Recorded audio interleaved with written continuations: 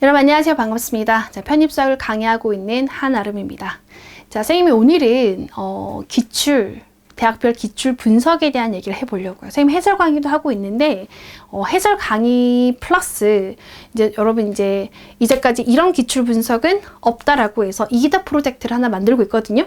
그래서 대학별로 어떤 문제가 출제가 되고 어디에 좀 힘을 주면서 공부를 해야 될지에 대한 얘기를 같이 한번 해보도록 하겠습니다. 선생님 이기다 프로젝트가 나중에 여러분이 합격하고 나면 이겼다가 되겠죠. 그래서 정말 우리가 이겼어. 내가 목표한 바를 이뤄서 내가 뭔가 극복하고 이겼다라는 얘기를 듣고 싶습니다. 알겠죠? 자, 그럼 이제 오늘은 한양대학교 기출분석에 대한 얘기를 한번 해보도록 하겠습니다. 자, 일단 한양대가 작년에 굉장히 큰 이슈가 있었습니다. 그게 시험 시간이 각각 70분씩에서 130분으로 통합이 됐어요.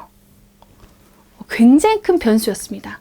그래서 70분 영어 시험 보고 30분 쉬는 시간 갖고 이제 수학 70분 했었는데 130분으로 시간이 늘어나면서 온전하게 집중하는 훈련을 누가 잘했냐도 굉장히 큰 변수가 됐었거든요. 그래서 그 전년도하고 차이점을 비교하자면 시험 시간이 통합됐다라는 거.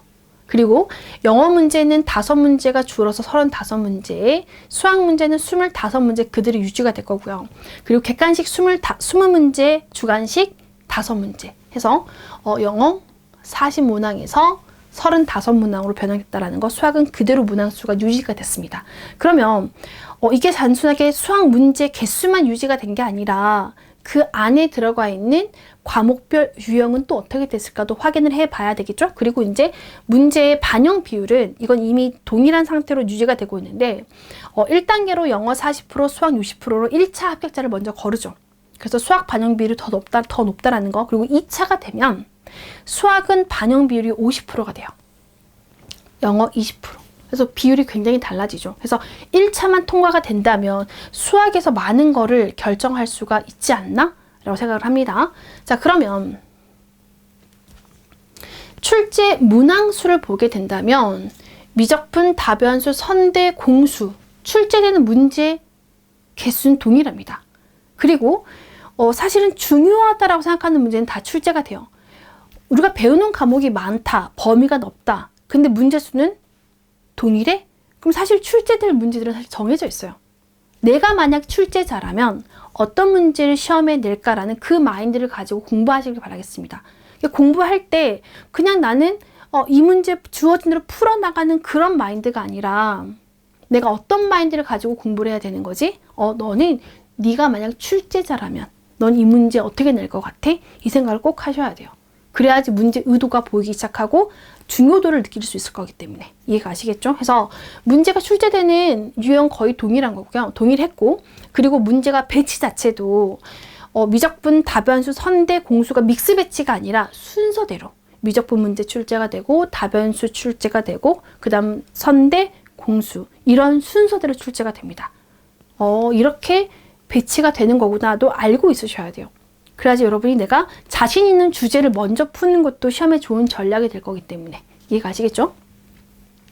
자, 그러면 자세하게 디테일을 여러분 말해봐도 지금 모르는 친구도 있고 아는 친구도 있겠지만 미적분이 그 전년도 동일하게 3문제가 출제가 됐고 적분법은 항상 출제가 되는 거구나. 미분 응용 당연히 중요한 주제들은 당연히 출제가 되는 거구나 라는 겁니다. 그리고 특이사항, 다변수는 7문제가 출제가 되는데 특이사항은 선면적분이 꽤나 많은 범위를 가지고 출제가 됩니다. 해서 23년도에는 선면적분이 4문제가 출제가 됐고 24년도에는 선면적분이 3문제가 출제가 됐어요. 그래. 그리고 적분 변수 변환이라는 주제와 야코비안 행렬식은 사실 같은 주제인 거죠. 그리고 공면의 법선 벡터에 해당하는 주제와 공면의 접평면도 같은 주제에 해당하는 내용들이었어요. 그래서 출제자가 좋아하는 주제는 사실은 조금 정해져 있지 않나? 라고 생각을 하고 선생님하고 수업을 들을 때도 선면적분 굉장히 중요하다고 항상 강조를 하죠. 근데 이 파트는 굉장히 체계적으로 문제가 구성이 돼 있어야 돼. 내 머릿속에 딱 있어야 돼. 이거는 강의 시간에 보여드리도록 하겠습니다. 그래서 문제를 보는 순간 그 유형에 따라서 문제를 빨리 풀어낼 수 있거든요. 그래서 이 파트 중요합니다. 자, 선형대수 같은 경우는 다른 대학에 비해서 굉장히 변별력도 높고 문제도 많이 출제가 되는 게 사실입니다. 그래서 지금 보면 다 외계어처럼 보이지만 수업 듣고 나면 다 아는 단어들이 될 거야. 그런데 여기서 사실은 변별력을 많이 나누는 것 같아요. 학생들이 미적분하고 다변수, 공학수학은 계산 위주의 문제이기 때문에 그냥 다 얼추 흉내낼 수 있어. 근데 서형대수는요, 흉내내기 어려워. 왜? 완벽한 논리적인 문제들이 다 가득 채우기 때문에 해서 여러분 서형대수 이 파트는 내가 굉장히 정의, 그리고 이 연결성, 개연성, 주제가 챕터 1, 2, 3, 4에 대한 관련성이 굉장히 쫀쫀하게 묶여 있어야 돼요. 그래야지 범위를 줄여가면서 공부하는 거지 범위를 확장해가면서 공부하는 게 아니다라는 거. 그래서 이거에 대한 본질들 수업 시간에 잘 따라오시면 됩니다. 왜? 뭔지 잘 모르잖아. 쌤 강의를 잘 듣고 따라와야지 해결할 수 있는 주제들인 거야. 어설프게 배워서 할 수 있는 내용들이 아닙니다. 아시겠죠? 자, 그리고 공학수학. 또 코시, 오일러, 미방, 상수계 다 이렇게 뭔가 좀 말은 많아 보이죠? 근데 당연히 출제되어 마땅한 문제들만 출제가 되었습니다. 해서 지금 뭐 디테일하게 말하는 건 크게 의미가 없고, 출제자가 좋아하는 문제 유형들은 다 정해져 있구나. 코시, 오일러, 미방 다 나올 문제들은 나오는 거구나 라고 생각하시면 돼요. 알겠죠? 그걸 어떻게 알아? 기본서 풀면서 다 따라가시면 됩니다. 아시겠죠? 자, 이런 문제들이 출제가 됐었대. 그러면 우리는 뭘 해야 되는 걸까? 우리가 한양대를 합격하기 위해서 우리는 뭘 해야 되는 거지? 자, 첫 번째. 지금 내가 공부하는데 집중력이 굉장히 또 다를 거예요. 지금 나는 한 30분만 집중해도 힘들어 라고 한 친구들은 이제 5분, 10분씩 늘려가셔야 돼요. 지금은 내가 비록 50분의 집중력이 최대라고 한다면 이제 점점 늘려가는 연습이 필요합니다. 그래서 최종적으로 130분의 집중 훈련을 하는 게 아니라 2시간 30분까지 여러분이 집중하는 훈련을 만드셔야 돼요. 혼자 하는 거 아니라 같이 하는 거라고. 그 연습을, 그 마인드가 먼저 있어야 돼.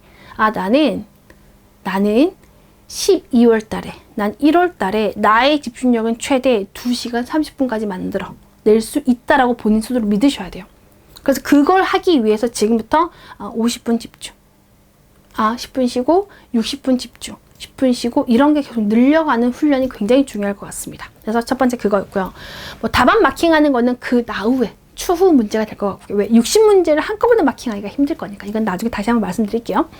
그리고 수업 시간에 여러분이 어렵다, 너무 낯설다 라고 하는 주제들, 그 주제들이 실제 시험 문제로 들어오게 될 겁니다. 그럼 처음에는 어렵다 하는 주제가 나만 어려운 게 아니겠죠. 다 똑같이 어려울 거야. 근데 그거를 누가 어떻게 훈련하냐에 따라서 할만하네 라는 문제로 바뀔 거야. 왜? 누군가는 분명히 그 문제를 풀어 맞추기 때문에 출제를 하는 거예요. 그렇기 때문에 지금 어렵다 라고 하는 문제들에 대해서 본인들이 어느 정도의 노력을 하냐가 또 굉장히 중요한 문제가 될 겁니다. 그래서 어려워, 나 안 할래 하면 시험장 가서 못 푸는 문제가 되는 거예요. 지금은 어려워, 나 끝까지 한번 해볼래 라고 하는 그런 마인드가 굉장히 중요합니다, 여러분. 아시겠죠? 그래서 그럼에도 불구하고 난 할 수 있어. 지금 어렵지만 내가 반복적으로 연습하면 나는 할 수 있어 라는 그런 마인드가 필요한 거야. 알겠죠? 그리고 지극히 출제되어 마땅한 문제들이 출제된 거 맞아요. 그럼에도 불구하고 보편 타당한 문제가 있는 반면에 보편 타당하지 않은 문제도 있는 거야. 그 낯선 문제를 내가 선별하고 버리는 게 실력인 거라고. 선생님, 그러면 보편 타당한 문제들도 단순 계산 문제는 출제 안 됐어요. 단순 계산만 물어보는 게 아니라 보편 타당한 문제도 그 안에서 추려내고 싶은 개념이 있는 거고, 그 안에서 내가 분석해야 되는 내용들이 있는 거야. 단순 계산만을 물어본 문제는 안 나왔습니다. 그러면 여러분 수업 시간에 조금 어렵다, 그런 문제들이 시간이 흘러서 뭐가 돼? 보편 타당한 문제가 된 거야. 선생님 교재는 이상한 문제 안 넣어요. 당연히 시험에 출제되는 문제들 위주로만 구성이 됩니다. 보편 타당한 문제는 우리 기본서에 있는 문제인 거야. 기본서를 내가 명확하게 풀 수 있고 기본서를 내가 설명할 수 있을 만큼 공부가 되어 있다면 한양대 문제 다 풀 수 있어야 되는 거야. 다 풀 수 있고 그렇기 때문에 보편 타당한 문제 20문제를 내가 풀어 맞췄어? 그럼 80점인 거예요. 합격한다라는 거야. 모든 문제를 다 풀어 맞추는 게 아니야. 이해 가시겠죠? 그래서 쌤이랑 수업 시간에 뭐 하는 거야? 야, 이 문제는 풀 수 있는 문제야. 야, 이 문제 좀 어렵거든. 할 수 있어. 이 문제는 중요해.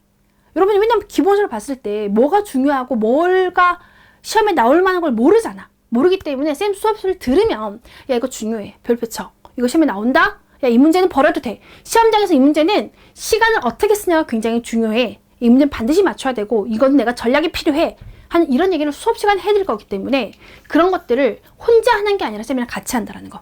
아시겠죠? 그래서 합격을 하기 위해서는 전략이 필요해요. 근데 그 전략을 세우고자 한다면 여러분의 실력을 쌓으셔야 됩니다. 아시겠죠? 지금은 여러분의 실력이 너무 미비해 보이고 부족해 보이지만 지금의 실력이 아니라 우리는 12월달, 1월달 남은 기간 동안은 어떤 노력을 하냐에 따라서 여러분의 실력은 달라졌을 겁니다. 아시겠죠? 그래서 한양대 문제는 이렇게 출제가 됐고 우리는 이렇게 준비하자라는 거를 뭐 디테일한 것들이 되게 많겠죠. 그런 거는 수업 시간에. 선생님은 강의할 때 목표 자체가 기본서를 구성하는 것 자체가 상위권 대학에 포커스를 맞춰서 준비했기 때문에 그걸 내가 해결할 수 있으면 그 중하위권 대학들 내가 다 해결할 수 있는 거잖아 라는 그런 목표를 공부를 하고 기본서를 만들어 놨기 때문에 우리 남은 얘기는 수업 시간에 하도록 하겠습니다. 알겠죠? 여러분 우리 앞으로 최선을 다해서 노력해 봅시다. 알겠습니까? 여러분 화이팅!